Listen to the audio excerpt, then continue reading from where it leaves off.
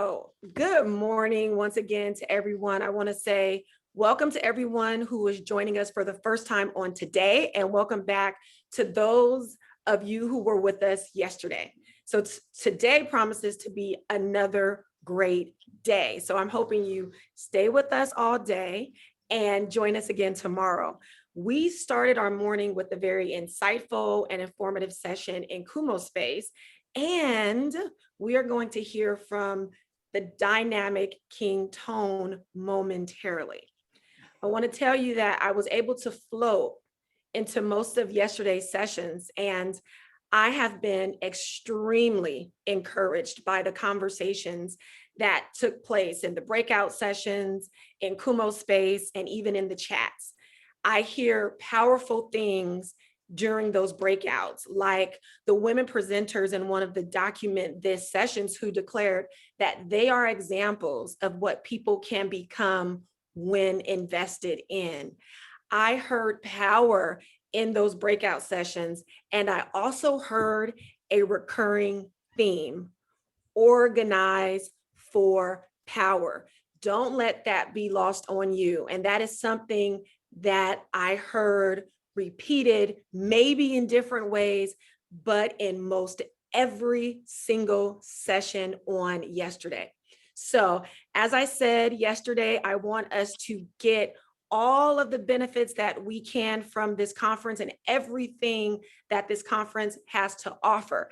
And so I am inviting Andrea St. Julian to the proverbial stage to talk with you all about some housekeeping things and other things that are on her heart this morning. Thank you, Genevieve. I am extremely happy to be here. And as Genevieve said, I am Andrea St. Julian. I am one of the co-chairs of the planning committee for the conference. It was about 5 or 6 years ago when I came to understand the need for this conference. And that understanding was based on one simple principle: organized power is realized power.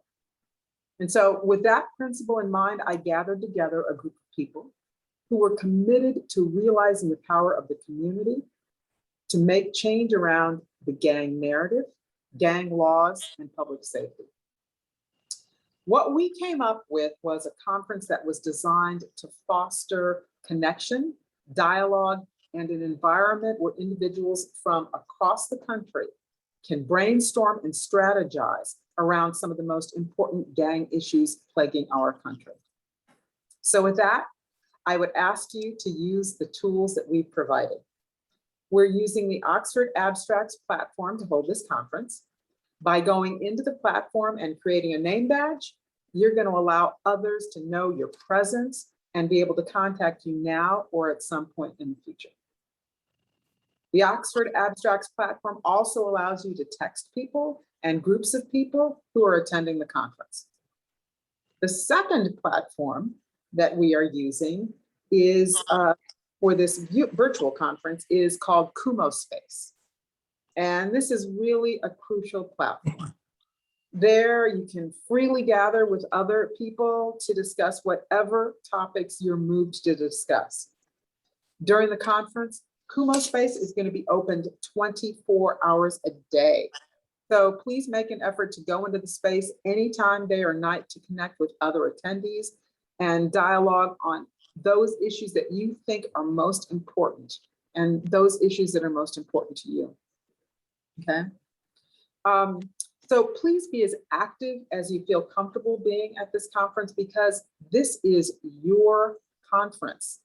This is your vehicle to organize and realize your power on a deeper and broader level.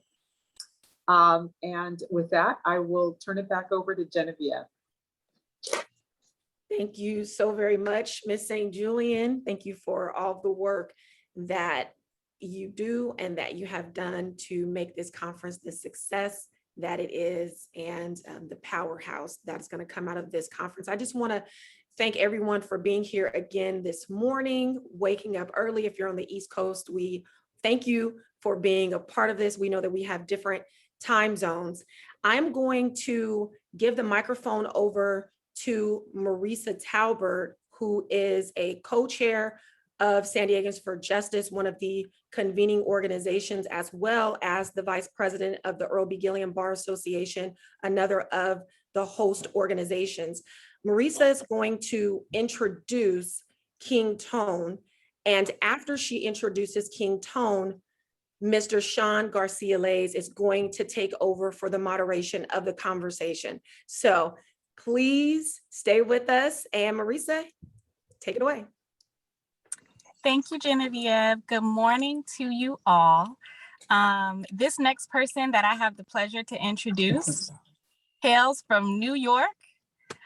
In the late 1990s, he became the leader of the Latin Kings, which was known as one of the most violent street gangs in the United States.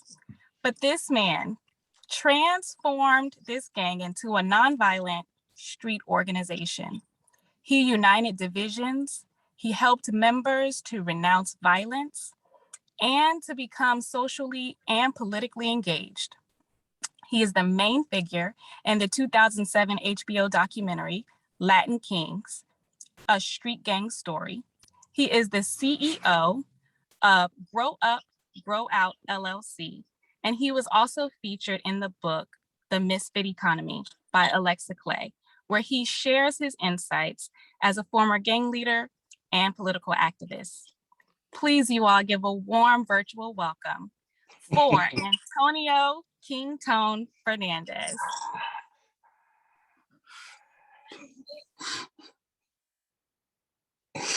So thank you, and it's an honor to be speaking at the conference, and the invitation was a while back, and it gave me a long time to marinate and build this excitement of performing. And so before I get into my story, I'm gonna show you a small clip of when, at that moment, and one of my most oppressive moments in my life, when I was young and through addiction, through losing my family values, through trying to find the place of being a Puerto Rican in a quite often seen Black and white movement and discussions and freedom rights.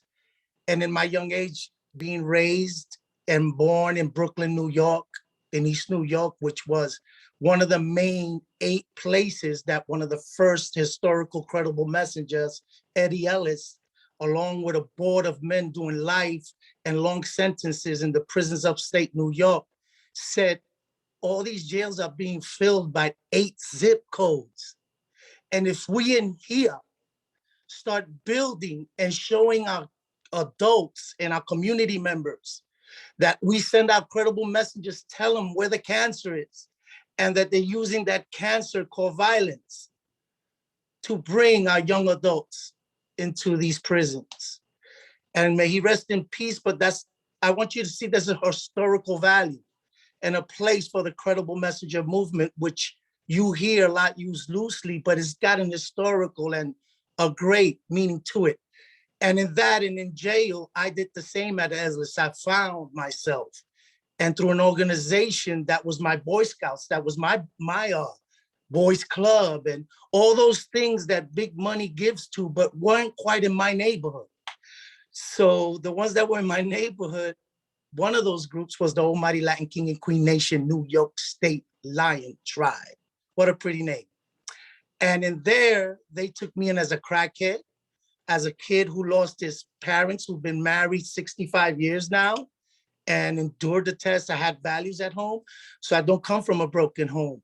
I come from a misguided information and really believing things that were taught to me that I didn't understand, that I came to understand in Rikers Island in 1992, when I dedicated my life after they taught me how to read, taught me how to re-love myself, and then it taught me the historical value of being Puerto Rican, that I came from an island, and what was that island, who was Taínos, and who was my heroes.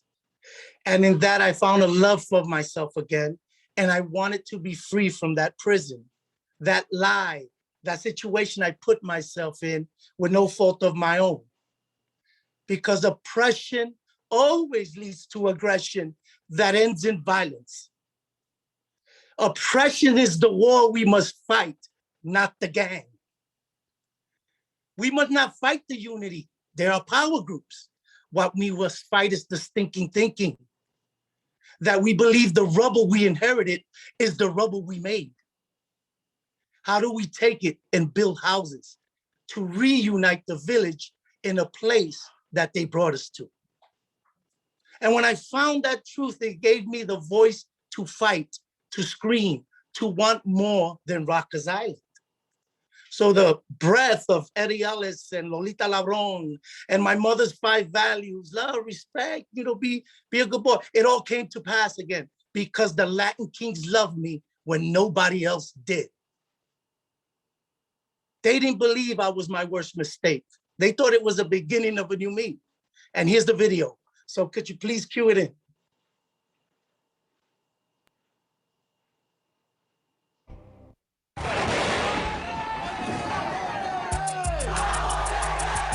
Getting stronger, we get bigger. I got BEEF with BLOODS. This will always live. I'm on there. King Tone is a thug.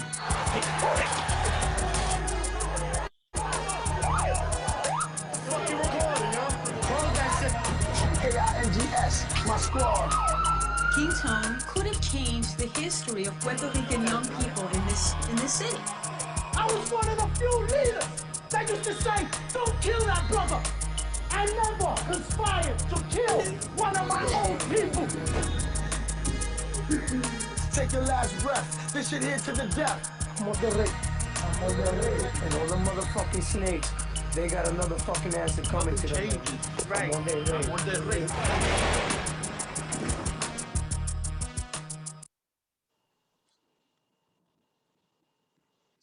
Thank you. So am I just going to continue speaking or the narrator's going to ask questions? Please continue speaking unless Okay. Sean. So as you see, that's what I inherited when I came home from Rikers Island with that new breath of inspiration and guidance of the people I learned to study. Martin Luther King, Malcolm X, Gandhi, and other great unifiers, the Lolita Labron, the freedom fighters for Puerto Rico, the Young Lords, the Black Panthers, the MOVE movement. I started learning about the Attica riots, how my brothers fought for me to get pencils and pens, and they shot them down in the yard. And I wanted more. So I seen this group and I inherited it. And the brand was called a gang, when I very much believed it was my power group. It was where I took all my life lessons and they put me in this special place at a special time where I could tell this power group, we need to regain our identity. We need to find that place that the community doesn't fear us, but loves us, and start helping us find our way through these things that confuse us, these school books, these heroes, these founding fathers. Because of all their promises, we still see people with their knee on our neck. And we still fighting for the things they said they won and fought, and we have. So oppression is a great, great problem in our gang. Not the color, not the yelling, not their signs, misrepresenting that. To glorify, because that looks scary. It does. Big cities have a way of giving birth to real scary things like misfit economies, where the other has to find his way to get to the place where it could pay its taxes, it could be accepted, it could get a job that's got equal rights. So this is what I'm saying. The gang is a product of big cities with woes that they neglect. Not of kids that are born evil that want to get into there and inherit a brand that gives them this power to scream, that looks very organized, but really we know they're very disorganized and they're very powerless. Why? Because they live in a misfit economy where fear is their goal, because if they're scared of us, they won't come and take our house and our block. And if that's where I think we harm And we got to change that narrative. American gangland, American gangster. I used to go to Discovery to see animals in the jungle. Now I see jails and advertisement of an oppressive people as it's a regular show, having cameras in jail. The narrative. So if we make this vision through TV, through harsh laws and draconian laws, that the narrative was that we could get rid of drugs in our neighborhood if we create the crack law. That times a young boy who sells an eighth of crack times 100 of that doesn't exist, that gives him 20 years. He never had that other half that you punishing him for. That was justice saying we got to keep you in longer, and that wasn't a violent crime. Gangs. So what do we do to relieve the oppression? So grow up, grow out. My company, through Rev. Eddie Ellis's dream, started coming up with this thing that I brought to the Land Kings. Yo, we oppress, or we aggressive, and we're violent. How about if we take away the stinking thinking and we replace fear with hope? And we replace misinformation with a seeking of knowledge and truth to contest the lies we were taught, with responses and debates and rallies and marches where our voice could be heard. And lastly, with the power to act and to bring those things to pass, with us representing us, speaking for us. Why do you call us a gang? Because there's 3 of us on a corner. And if there's 3 young adults on a corner that are Black and brown, and if there are 3 in the front of the bodega, they're suspicious. So we got to stop and we got to frisk. Imagine that. Johnny, me, and Raul used to go to the corner. We're going to buy sodas. We want to walk to East New York Park because it was 3 of us. They used to stop and frisk us and take first the stick ball out of our hand. They used to take the glove. Even though we were seen to go be playing baseball, we were still a gang. But in Long Island, in the suburbs, when they had the stickball bat or the glove, and they were walking and they had a lot of bats, they were a baseball team of youth.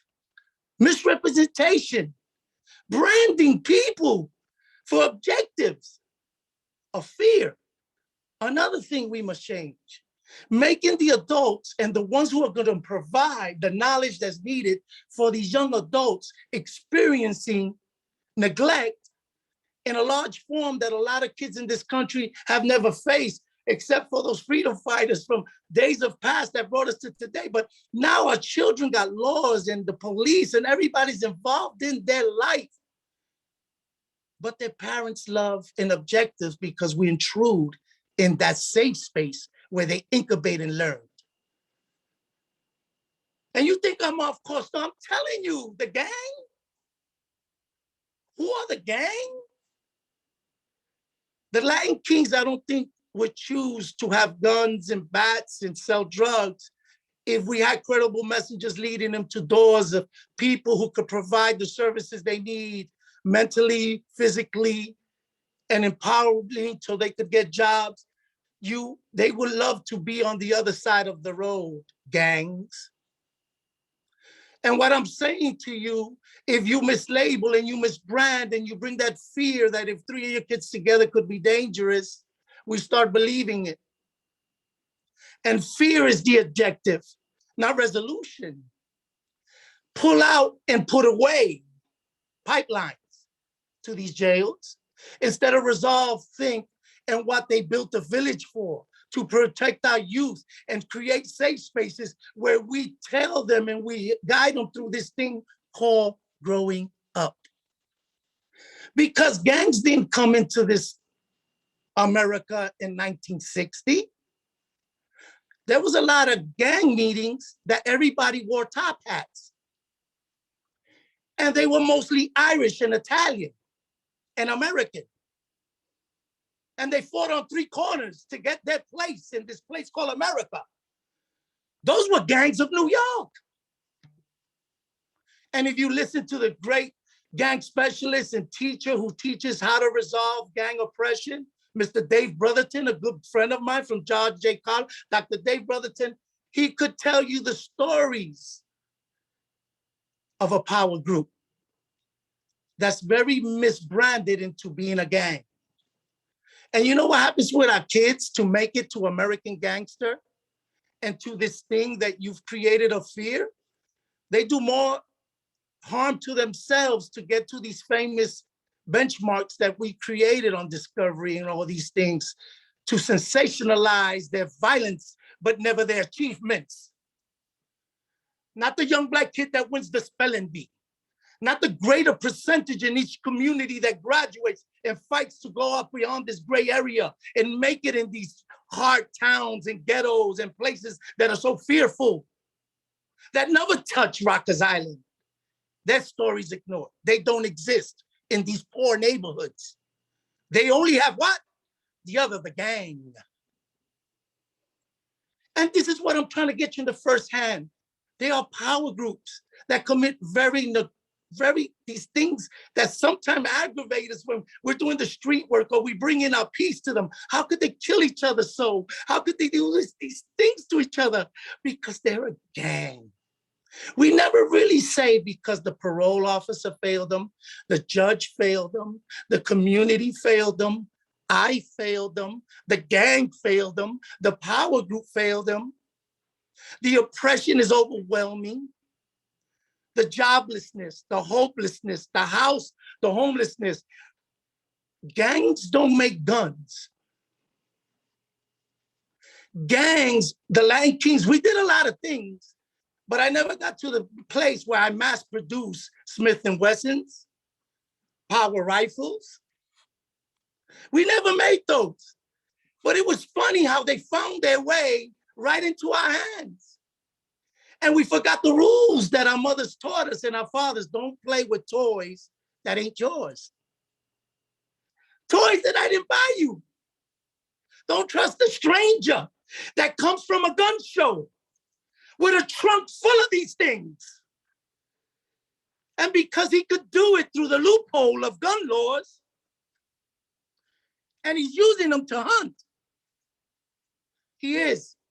He's preying on the weak in my neighborhood. And he dumps them there for a very cheap price. Because he says, fear the other gang. And then he drives down the block, he sells the rest and he leaves. Then we get caught with them. We fulfill the desire of self-hatred. They follow the serial number on that Smith & Wesson. They saying, you wanna know gangs? And then they charge me 10 extra years on a draconian law that I brought a gun across state to New York where they don't make them, but it was in Virginia that it was sold. So I, as the kid, as the gang, get the punishment. They don't trace it to the gun show, to the gun dealer, to the one who put it in his trunk, pick him up, raid his family, go to the Smith & Wesson and hold him responsible for overproducing guns that don't do nothing but end up in the kids' hands of our communities. That's how we resolve guns in our communities. We hold the people who give them to our kids accountable, but we're reversing this country. We punish the kid that didn't know better. So now, what do you do? All these misbrandings that bring this fear and bring this dislike. And then what it does is put our police in a certain situation.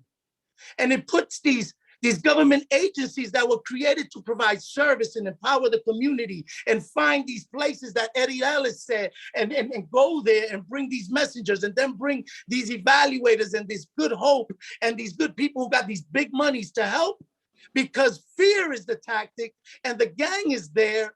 The budget goes to the police department and to a place that it is about resolve, pull, and take out, and not sit, restore, find out, replace, and deal with. So then the war becomes between police and community. not legislator and government officials.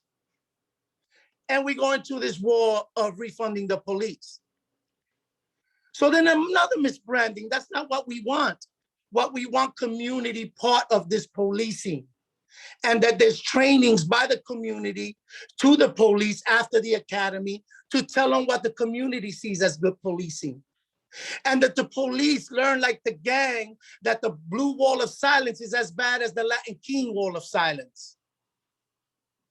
And that we must give ourselves the opportunity to sit down and reorganize where we could help you with all the kids in the school. Let's not put guns in the school with you, Mr. Police Officer. How about if we go to the provider who deals with these young adults called Grow Up, Grow Out? And when you got a problem, they're probably one of the clients of these 7 people we got. Call them and they'll deal with the kids before you have to come. Maybe that'll save a tragedy. Is empowering the people to be the credible messenger to the resources you hold to help us as government agency. You are the outside influences to rebuild the village, not to destroy it with the fear and the removing of leaders that are growing up in a tough situation. No excuses. But we got to empower and really speak to the misbranding of the problem. It isn't gangs, it isn't drugs, it's oppression. Misinformation. We've seen in this country, sadly, what misinformation could do to a group of individuals that are oppressed, that are angry, that are aggressive, and they don't understand and they don't like what they hear. They could storm your house. They could challenge the very thing you say we were built for. Under we ain't getting our rights heard. Imagine if that was a gang. Imagine if that was the Panthers.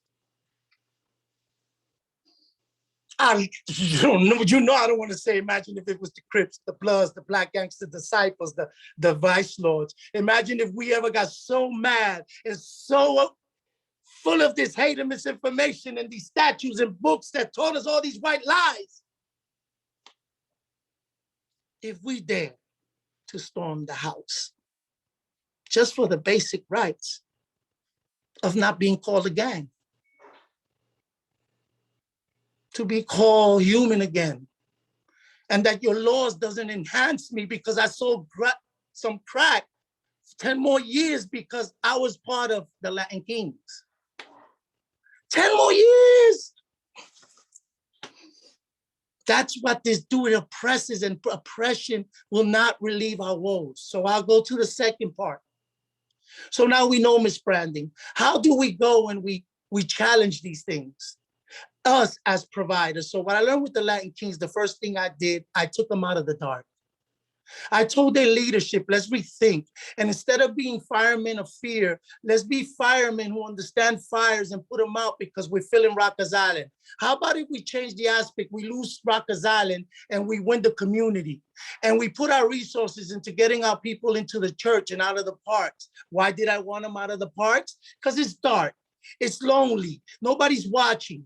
But if we get into a church with Father Barrios, another credible messenger who brought us to 126th Street and opened St. Mary's Church, where we could start communicating under the light, under the roof of something that was spiritual, that taught us, you're not the last say in this. Even though you're powerful now, you need to be calm and do good decisions. And they taught us how to use that space, safe space, to bring the people in and to hear what the members of this organization really feared and wanted, and how could we transform ourselves to a power group.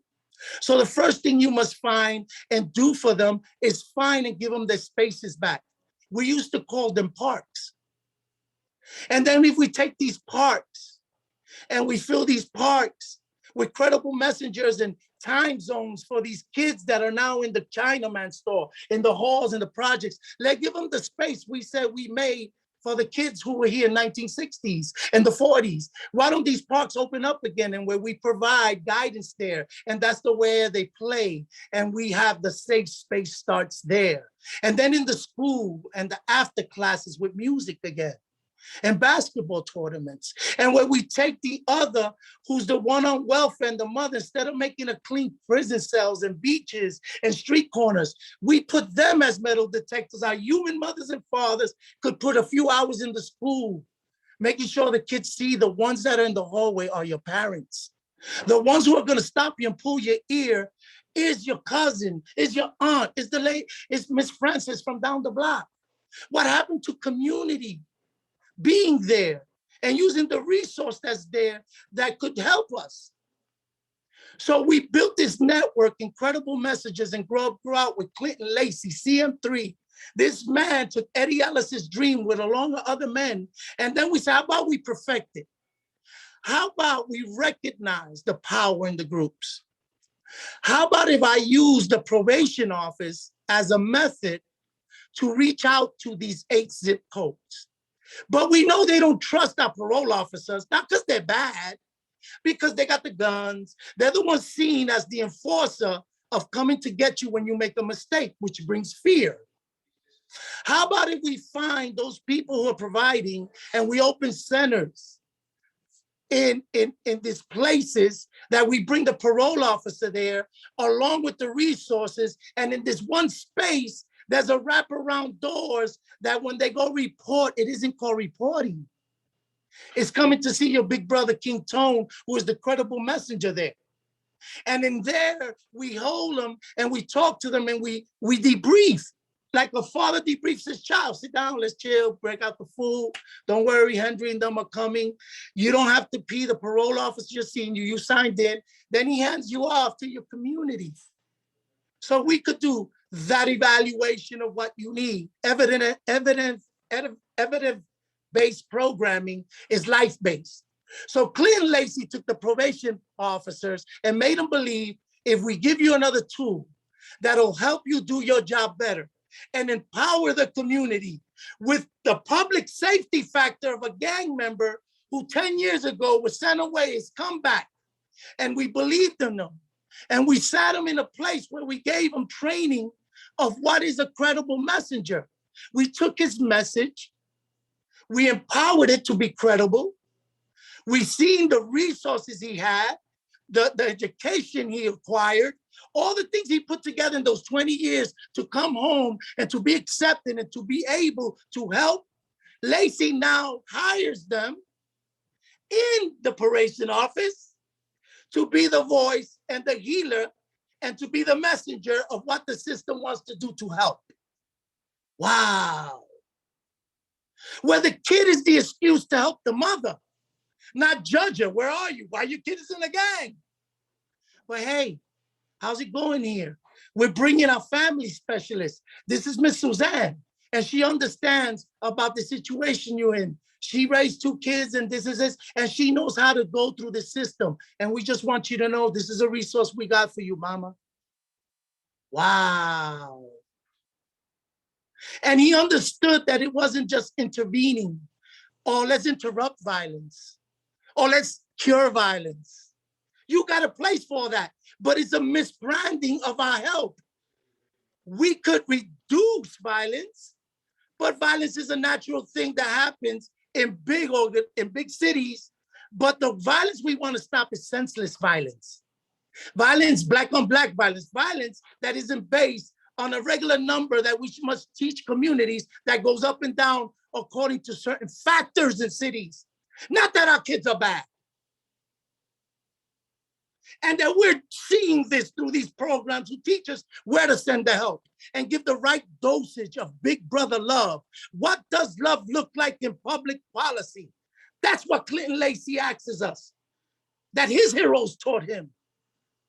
And he was wise enough to look at a King Tone and say, I see this gem, Tone, and I've been crossing your path through Rikers Island to today. Could you help me figure out how do we take and create the safe spaces, and I could start marrying systems to people like you and empower them and make them the ones we give FRPs to. And King Tone said, what's an FRP? And he goes, oh, you get a license and you become a provider and you become a business, and then we could help you Do what you love doing, Tone. We're giving you. And I said, for real? And he walked me through the process of becoming Grow Up, Grow Out, LLC, where now I got 10 full-time employees who work in the 2 youth facilities in DC under the great Mayor Browser, who gave in Lacey this opportunity. Government respecting its place. That's what the mayor did with Lacey. She said, you got a dream, you believe in this movement, because we went from New York. The system was big. We accomplished something, but Lacey believed in DC. It was small enough to show his dream. And what Robert Ellis said, and I said, and the street says, if we give the power and the resource that we get back to the community, they will bring violence down. They will make sure guns are not in the street. They will teach the people to trust our mental health specialist, our restorative justice specialist, our credible messenger, our case manager, our P officer, the police officer. So when we did this in DC, it was incredible. We went first and we listened to the community. And we didn't create a problem. We listened to the real one they seen, why their kids were oppressed. And it was funny because they blamed the very system Lacey inherited. D. Juarez did this to my kids. D. Juarez did that. Department of Youth and Rehabilitation Services. Lacey didn't say, oh, this is a new system. That wasn't us. He said, wow, we failed you. And in that town hall, we found, and the people accepted 2 people from New York as a lighthouse of how to help D. Juarez find his way where? To being a credible messenger in its community. So Lacey's teaches systems that they need as much healing as the gang does. Woo! That as we teaching the gang to transform and elevate its game and drop the stinking thinking and accept your PO office as a credible messenger, to accept the judge, to accept the doctor, to accept the vaccine. We send our specialists and a dosage of what love looked like through King Tone, through Musa, through Buddy Love, to guys who've done 27 years under draconian kid laws that charged them as adults, that came home and now work with me in the very place that sent them away for them years, and talking to the kids that because of what he did long time ago with his murder, his hood is still beefing about. Buddy Love now talks to his kids of DC in the unit, and he prepares them with the vision of what it looks like if you don't listen and you don't believe that this time we're gonna give you a good dosage of hope, a good dosage of what love look like to make better decisions through trainings, through information. But we don't only heal the child, we heal the healer. Lacey and Grow Up, Grow Out has built systems that we make sure that the credible messenger is himself not being oppressed by using by part-time and call a violence interrupter, but the coordinator makes the big money and the one out there without the gun doing the job in the street is getting a part-time job and being judged when he walks out. Me and Lacey try to give them competitive wages to empower them where they could compete with the guy that's lost and the kid sees, look, I drive a good car. I do what they do, but I got insurance and I go to this building and I no longer, I'm still a king, but I'm not active. I'm relevant, but I'm not involved in your stinking thinking. And they send me to be a messenger to help you to make it through this phase in your life. So that's what credible messenger movement and is doing when it's loosely. It could mean anything, but imagine if we did what systems do. Imagine what Lacey's dream and Grow Up, Grow Out dream and Northwest Credible Messenger's dream is, and the New York Violence Interrupter. How about if we build a system that trains us to talk a language where it don't have to be evidence-based, but where we collect the knowledge of how to relieve each oppression that these groups are dealing with. And it's different in Chicago from where it is in San Francisco and in East New York, and how the messenger guides our resources and our benchmark to fit the problem, but not create one. And then that the credible messenger get the opportunity to become the coordinator, to become the director, to be, because the credible messenger isn't a person with a felon.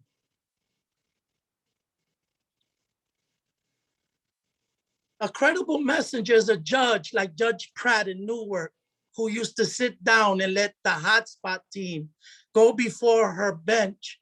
And when she was gonna decide on one of their clients, used to say, King Tone, come up. And everybody would look, is a judge just call this dude King Tone? Did a judge just let him open the door and stand by the client? And she said, state your name for the, and I said, oh my God, this is the same place I used to stand to get judged and sent away for 13 years. This judge is telling me that she's gonna take into account the knowledge that I obtained by going to the block, by eating with him, seeing what's his drug problem, see what's his mental health problem. Tone, what do you think? I said, he's made a benchmark. And she said, what? Well, usually when he's mad, he usually hurt people. This time he ran away from the home, but he ran home to his grandmother's house.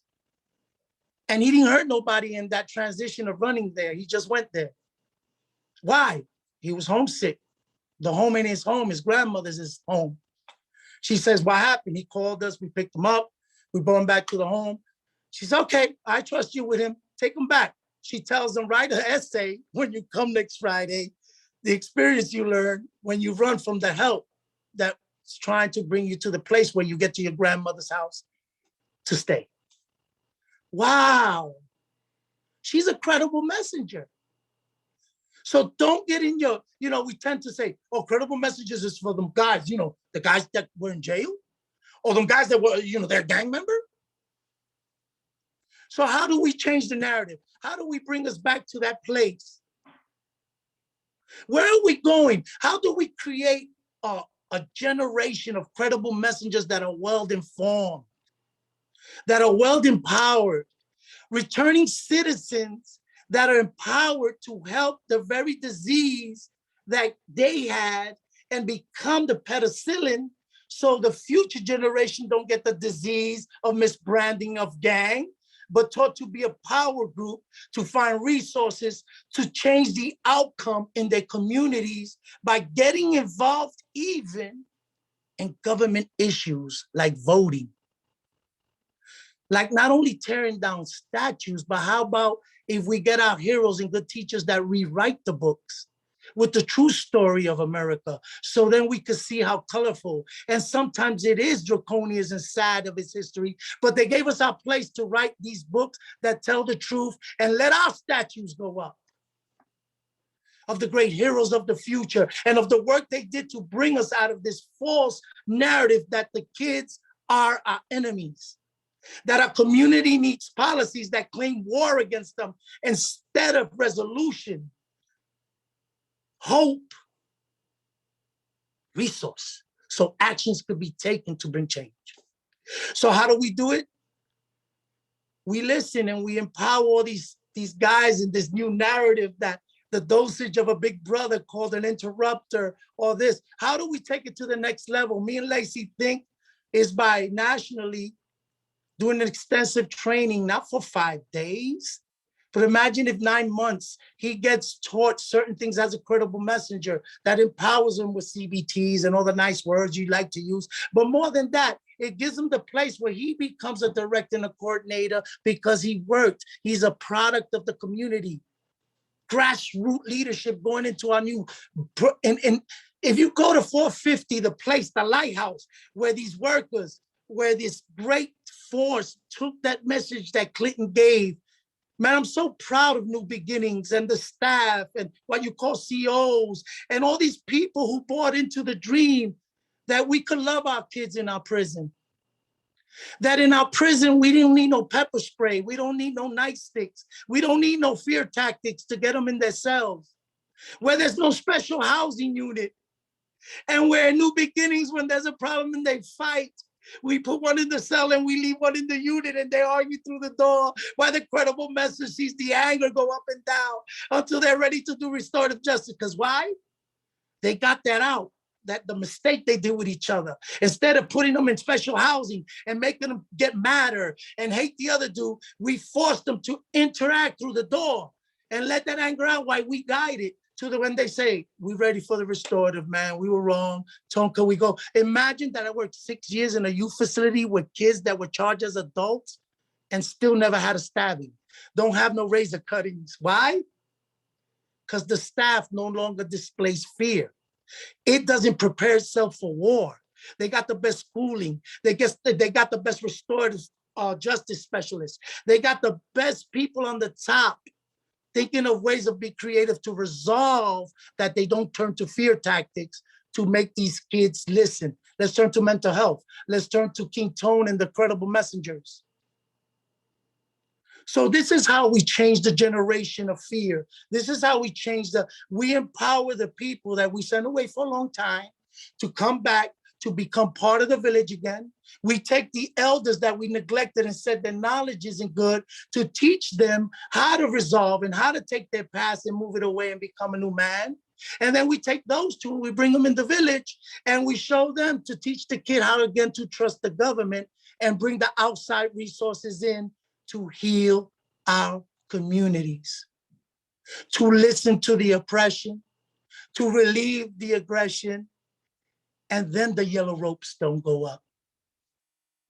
And then those things start to deter as the community becomes the power, not the police, not the probation officer, not the judicial system, but the grandmother, the grandfather, the people in the project, those that are telling us we need help for our kids.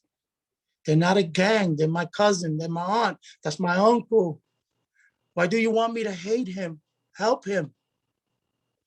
And that's what we're hoping through this movement, through Credible Messenger 3 with Clinton Lacey. We grow up, grow out. With all those, right there in San Diego, we got a brother named Arturo who provides service, who was in the Army and now is servicing and one of the great providers that come under the umbrella of Credible Messenger.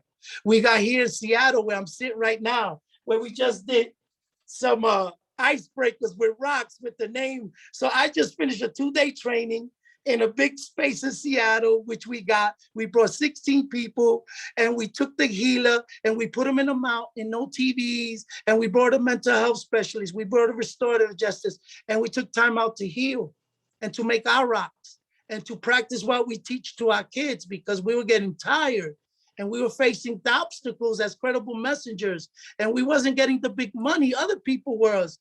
And we were in jeopardy and we had to take these young groups of providers to not give up.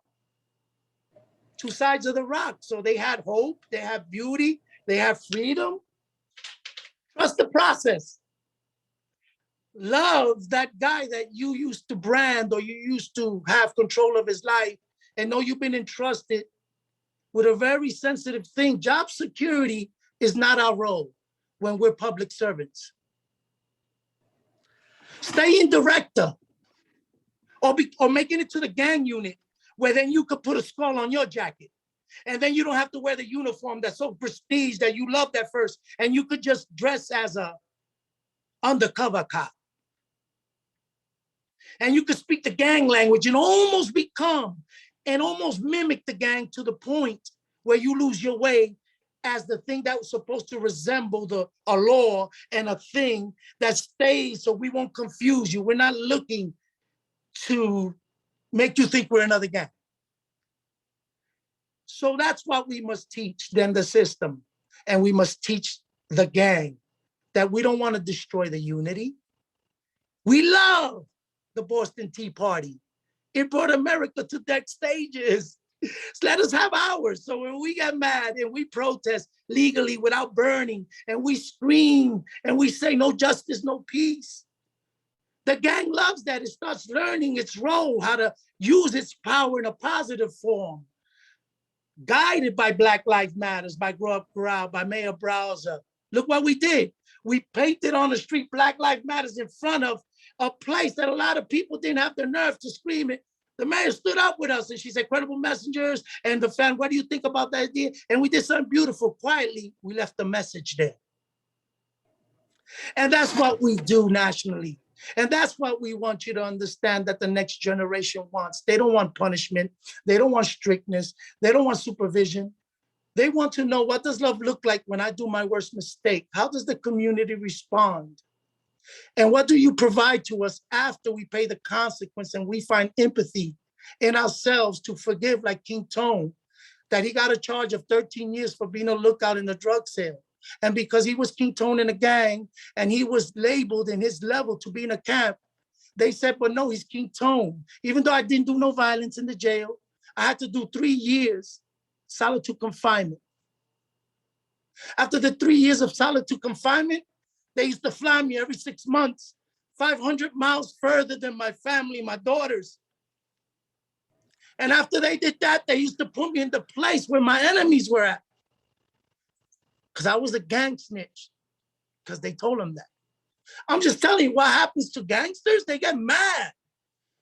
Oh, those are the guys you can't help. Keep them locked down, what? 23-1. And then you say, why do they come home so mad? Why do they want to go back to the gang? Because the gang kept the Ninja Turtles from rubbing in his cell, dropping a sound bomb in a 12x6 that blows up. Then they come in 6 strong and they beat you and hog tie you and they carry you. You get mad. Tone, I hate to interrupt you in the middle of Go ahead. more of the stories like that. But we are almost out of time. So if I'd like you to think for a second, maybe about how you'd like to end this talk. What is the final message? My final message is that to all of us, what I'm trying to explain, if we take the gang and realize its power and unity, and then the resources of all these new ideas that are coming through and this money that's gonna hit our streets, if we find the right people, guided that people that could keep them empowered and bring them to that place that I'm saying, where justice departments, the community, and the police could get together and find ways how to bring down the oppression, the attack and resolution, we could start a different trend in our neighborhoods.